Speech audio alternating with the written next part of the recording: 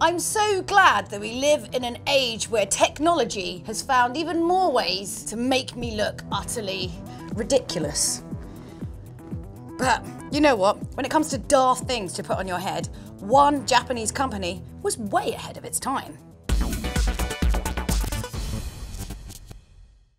Rewind to 1995 and we're in the world of 16-bit, along with Sonic the Hedgehog and Super Mario. And unfortunately, virtual reality is nothing more than an idea on paper.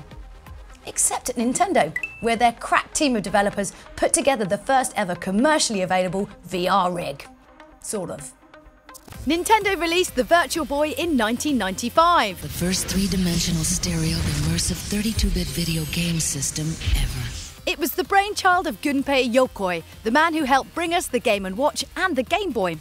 He was convinced that the chunky headgear would deliver the future of gaming. Sadly, even with an intense marketing campaign checking in at $25 million, the Virtual Boy was a complete flop. So the console became a novelty collector's item, with active fan communities, emulators and auctions continuing to this day.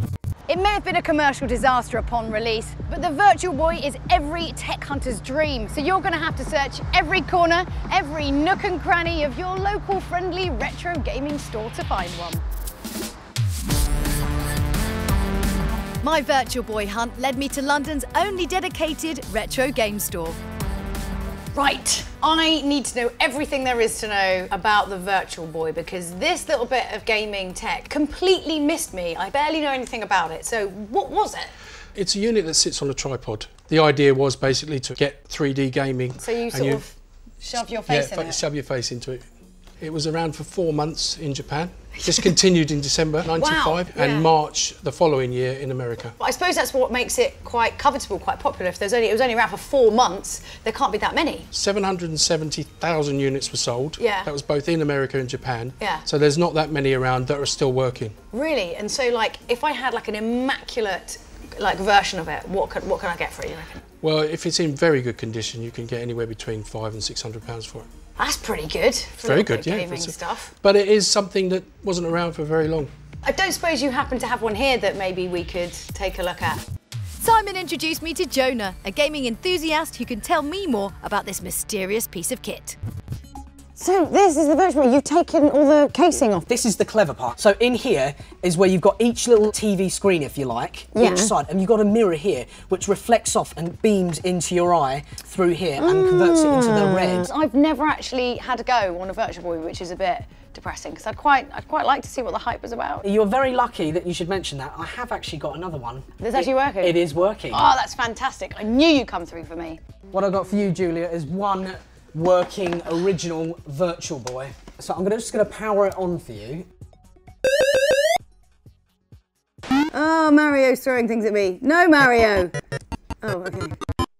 It's all right. Do you think it's actually 3D? Have you got that little shallow depth of field there? It's a black screen with red kind of LEDs making up the pictures. You can get a little bit of 3D happening, but it's not great. I'm seeing like the whole tennis court, and it's actually really hard to hit it back.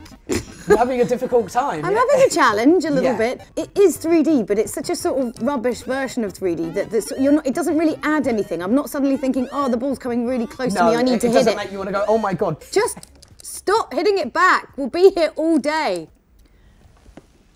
It's not really adding anything to the experience of playing tennis, but we need companies to kind of take a punt and do ridiculous, crazy Mr. Burns-esque ideas of things. I mean, I can completely and totally understand why people would want to collect it because it is that kind of pivotal moment in history. So what do you think, Jonah? Do you think it's just an incredible flop, or was it just so cutting edge and ahead of its time, everyone else had to catch up? I think this was 100% way ahead of its time. To collectors, this is very desirable. I think we all missed the gun on this one, definitely.